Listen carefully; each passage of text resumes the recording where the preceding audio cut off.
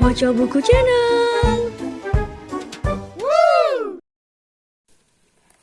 Assalamualaikum warahmatullahi wabarakatuh. Saya Asfi Dwi Farel Anggrani dari kelas KPI 2D akan mereview buku tentang media, budaya, dan politik di Indonesia.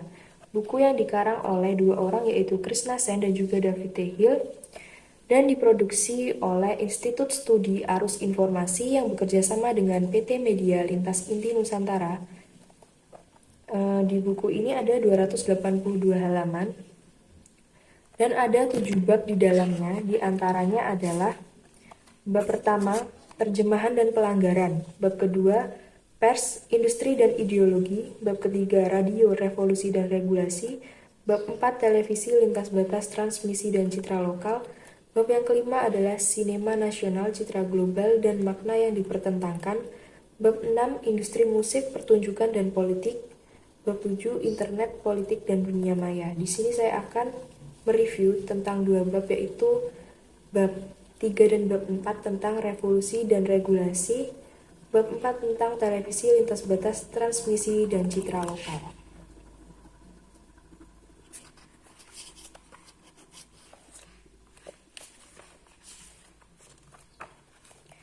Di dalam bab 3 ini terdapat radio, revolusi, dan regulasi. Ada beberapa subbab di dalamnya. Yang pertama adalah sejarah.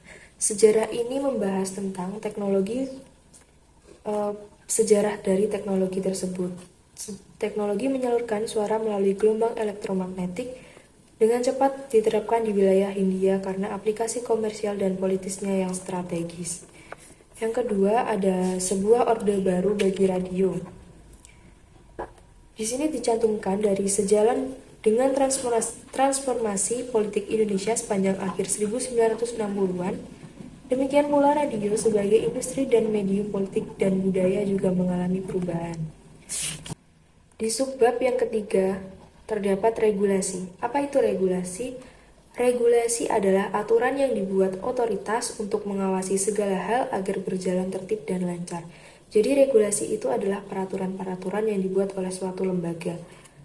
Regulasi. Pada 1970, Peraturan Pemerintah Nomor 55 tentang Radio Siaran Non-Pemerintah meletakkan kriteria pendirian perusahaan siaran radio non-pemerintah dan menyediakan kerangka kebijakan radio Orba. Fungsi sosial radio digambarkan sebagai alat pendidik, alat penerangan, dan alat hiburan, dan radio tidak dipergunakan untuk kegiatan politik. Selanjutnya, ada subbab organisasi industri. Membahas tentang organisasi PRSSNI. Apa itu PRSSNI? PRSSNI adalah Persatuan Radio Siaran Swasta Niaga Indonesia. Di sini dicantumkan atau dijelaskan bahwa pada Desember 1974, perwakilan 173 stasiun radio non-pemerintah dari 37 kota secara resmi membentuk Persatuan Radio Siaran Swasta Niaga Indonesia atau biasa disebut PRSSNI untuk memajukan siaran radio swasta di Indonesia dan membantu pemerintah mensukseskan pembangunan di bidang informasi, pendidikan, dan hal-hal sosial budaya. Selanjutnya ada kepemilikan. RUU menyiarkan tahun 1997 menghapuskan sebagian peraturan mengenai kepemilikan dan manajemen stasiun radio. Jadi di bab ini menjelaskan tentang kepemilikan sebuah radio dan manajemen stasiun radio. Selanjutnya ada pasar. Pasar ini menjelaskan tentang pemasaran radio. Sebuah radio yang dipasarkan masuk ke dalam subbab pasar. Tingkat kepemilikan pesawat radio melonjak sepanjang 1970-an bersamaan perluasan di bidang barang-barang konsumen umumnya ketika Indonesia pulih dengan cepat dan kejatuhan ekonominya pada 1960-an.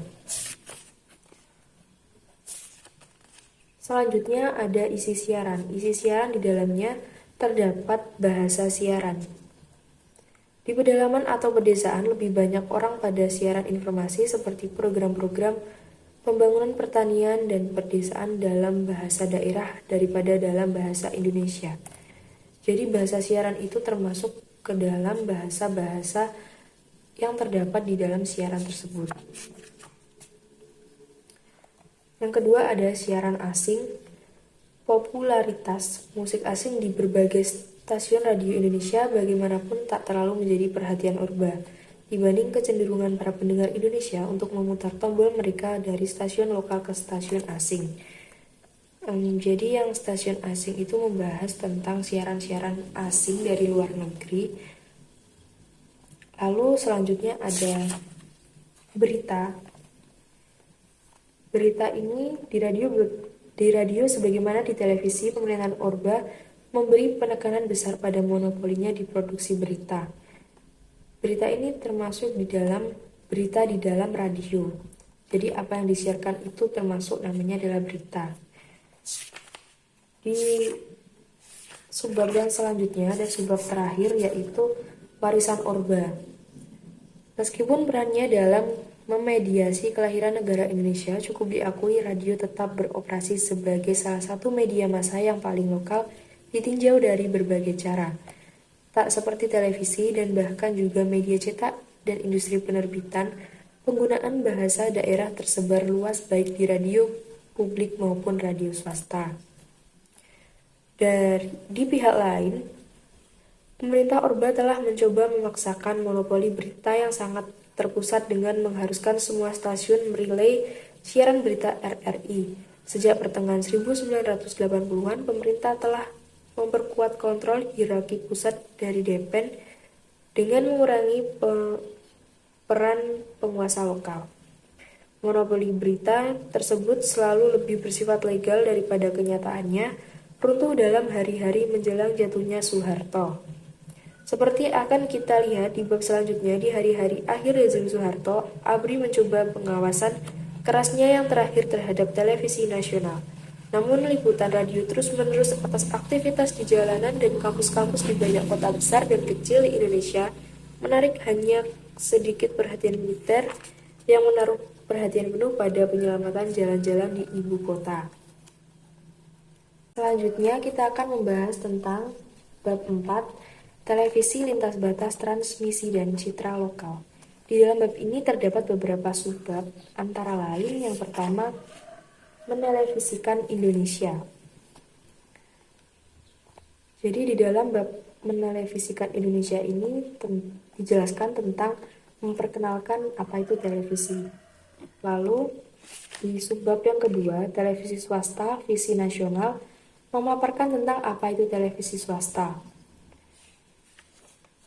Seperti yang dicantumkan pada November 1988, televisi swasta pertama di Indonesia mulai dengan suatu masa percobaan TV bayar atau pay television di Jakarta. Pada April tahun berikutnya, transmisi telah bertambah menjadi 18 jam sehari. Pada 4 tahun berikutnya, setiap konglomerat besar, termasuk yang punya saham cukup besar di media cetak, melakukan negosiasi untuk mendapatkan sepotong pasar baru ini. Di tengah-tengah harapan bahwa sejumlah besar televisi swasta akan memperoleh izin siaran di berbagai ibu kota daerah, 5 izin siaran kemudian diberikan. Lalu di bab yang selanjutnya itu ada muatan lokal. Muatan lokal ini menjelaskan tentang muatan lokal dalam negeri atau acara TV yang ada pada dalam negeri.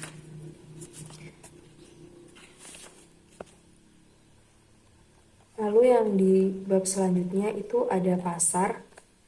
Jadi di dalam pasar ini kita juga akan menjelaskan bagian-bagian terpenting dalam pemasaran. Seperti data Biro Pusat Statistik menunjukkan tanpa ragu-ragu dan secara konsisten bahwa pada akhir 1980-an lebih banyak orang Indonesia menyaksikan televisi secara rutin dibanding membaca koran atau majalah atau mendengarkan radio, meskipun radio tetap penting di wilayah kepedalaman atau pedesaan. Di beberapa bagian Sumatera pada 1986 sampai 1987, menonton televisi dilakukan 2-3 kali lebih banyak daripada mendengarkan radio di kalangan penduduk di survei. Dengan demikian, para produsen dan distributor benda-benda konsumen menganggap televisi sebagai alat paling efektif untuk menjaga khalayak luas. Lalu yang selanjutnya ada berita.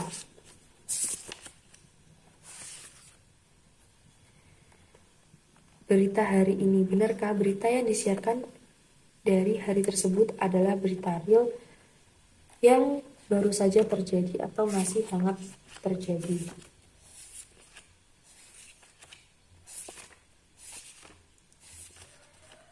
Lalu di bab selanjutnya ada tak ada berita adalah berita baik.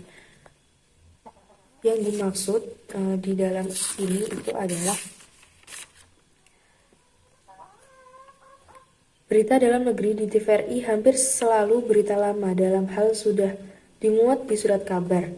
Hampir tak pernah ada berita yang dimulai oleh TVRI. Ini mungkin karena buletinnya muncul di akhir hari, tapi ini juga mungkin karena para produser berita TVRI harus memastikan tak ada sensitivitas politik yang terlibat.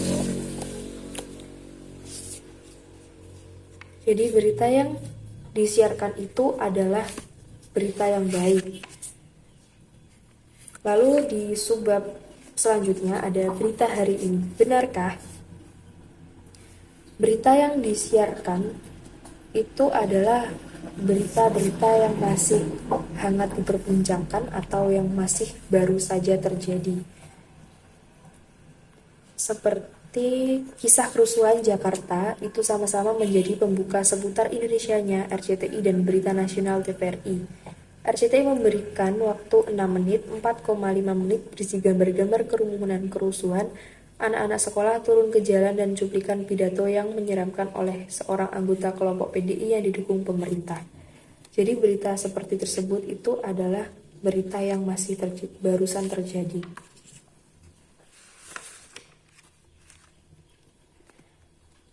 Dari bab 4 ini, kita mengambil kesimpulan, televisi lebih dari medium lain yang didiskusikan di buku ini merupakan bentuk orba. Tak terlalu signifikan di tahun 1960-an, strategi lembaga dan naskahnya kemudian berkembang bersama kepentingannya yang terus meningkat sebagai alat propaganda utama bagi kebijakan pemerintah. Dan sebagai situs bagi definisi rezim ini tentang kebudayaan nasional Indonesia, kami telah berargumentasi bahwa privatisasi televisi adalah untuk mempertahankan kontrol pusat atas konsumsi budaya warga negaranya. Di sebuah era kesulitan keuangan, pemerintah dan sektor bisnis yang semakin keras, dengan para pelaksananya diambil dari sekeliling istana presiden, televisi swasta mungkin telah diharapkan membawa bagi rezim Soeharto khalayak yang mematikan tombol televisi pemerintah. Di lain pihak, perluasan dunia televisi melonggarkan cengkeraman negara atasnya lahir dalam atmosfer persaingan bukan hanya antar mereka sendiri tetapi juga melawan saluran internasional seperti CNN, BBC, dan lain-lain. Program televisi swasta diasah ke tujuan yang agak berbeda, mendapat pemirsa bagi para pengiklan dalam masa di mana ketidaksetujuan politik melawan kepemimpinan Soeharto menjadi mode di antara kelas menengah termasuk para profesional media. Jarak yang semakin lebar dengan suara pejabat dianggap menguntungkan meskipun ada kedekatan pemilik dengan rezim yang berkuasa.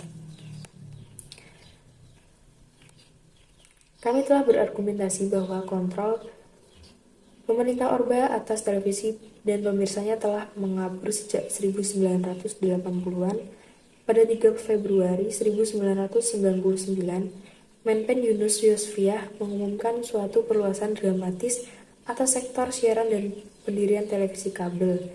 Setiap bisnis yang bona fide diizinkan mendirikan saluran free to air atau kabel yang dibatasi hanya dari frekuensi yang tersedia. 8 saluran broadcast baru dan 7 saluran kabel sudah didaftar meskipun saluran swasta yang sudah ada dikabarkan dengan sedang berjuang untuk dapat bertahan dalam keruntuhan ekonomi sejak pertengahan 1997. Tidak mungkin potensi pasar dari perubahan kebijakan ini akan direalisasikan tanpa perubahan kebijakan lebih jauh, yaitu yang memungkinkan investasi asing di media. Sekian review dari saya, bila ada kurang lebihnya saya mohon maaf. Wassalamualaikum warahmatullahi wabarakatuh.